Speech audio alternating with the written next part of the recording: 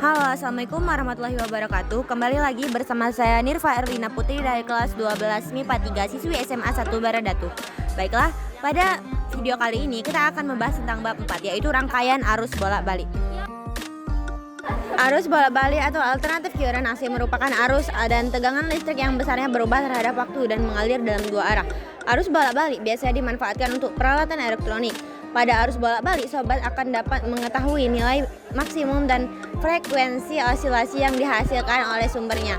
Arus dan tegangan listrik bolak-balik berbentuk sinusoidal.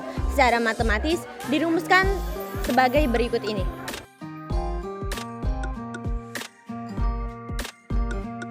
Tegangan bolak-balik.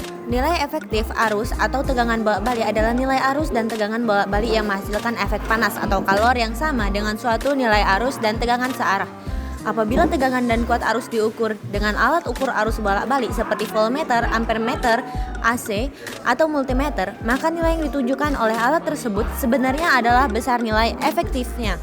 Hubungan matematis antara arus dan tegangan maksimum dan efektif sebagai berikut.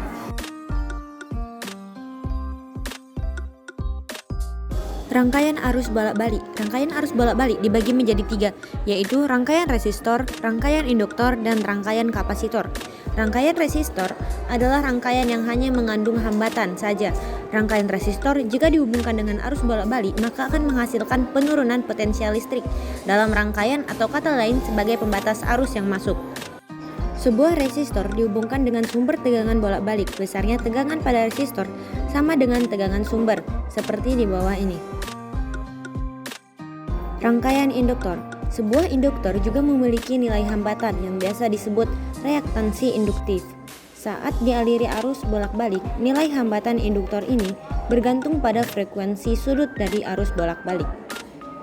Besarnya tegangan pada ujung-ujung induktor sama dengan tegangan sumber, seperti di bawah ini. Rangkaian kapasitor. Kapasitor jika dialiri arus bolak-balik akan menimbulkan resistansi semu atau biasa disebut reaktansi kapasitif.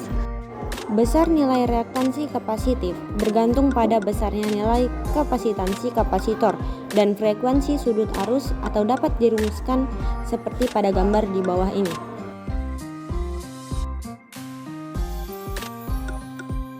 Rangkaian RLC. Rangkaian arus bolak-balik adalah sebuah rangkaian listrik yang terdiri dari satu atau beberapa komponen elektronika yang dihubungkan dengan sumber arus bolak-balik. Komponen elektronika tersebut dapat berupa resistor atau hambatan murni, induktor, atau kapasitor.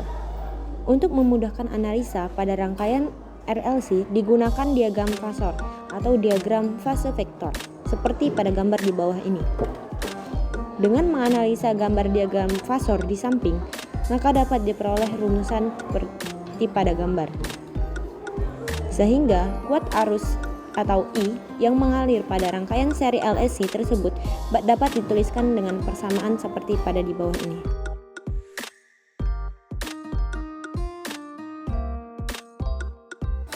Daya. Faktor daya merupakan perbandingan antara daya sesungguhnya dan daya semu.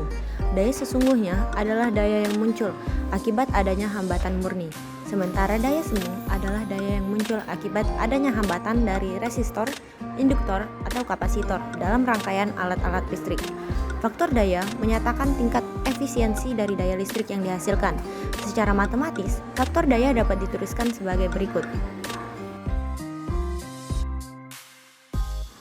Energi listrik yang dihantarkan melalui kabel yang panjang sebelum didistribusikan akan terjadi kehilangan daya akibat kabel tersebut. Besarnya daya yang hilang dapat ditentukan dengan rumus berikut ini.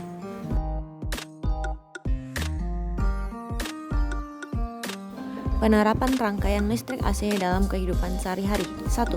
Pemasangan jaringan transmisi listrik AC di jalan. Dari pembangkit listrik menuju ke pelanggan yaitu rumah, perkantoran, industri maupun instansi. Arus AC juga dapat diubah menjadi arus DC dengan memakai trafo. 2. Pengamanan jaringan listrik AC dalam rumah. Pemakaian daya listrik AC di rumah atau di kantor dibatasi oleh pemutus daya yang dipasang bersama dengan kWh meter. Jika arus listrik melebihi ketentuan, maka dengan adanya pemutusan daya secara otomatis akan menurunkan saklar. 3. Pemakaian alat-alat rumah tangga. Rangkaian listrik AC pada umumnya digunakan pada peralatan elektronik seperti kipas angin, kulkas, kompor listrik, teko listrik, TV, dan setrika. Sekian pembahasan kita pada video kali ini. Thank you for attention and wassalamualaikum warahmatullahi wabarakatuh.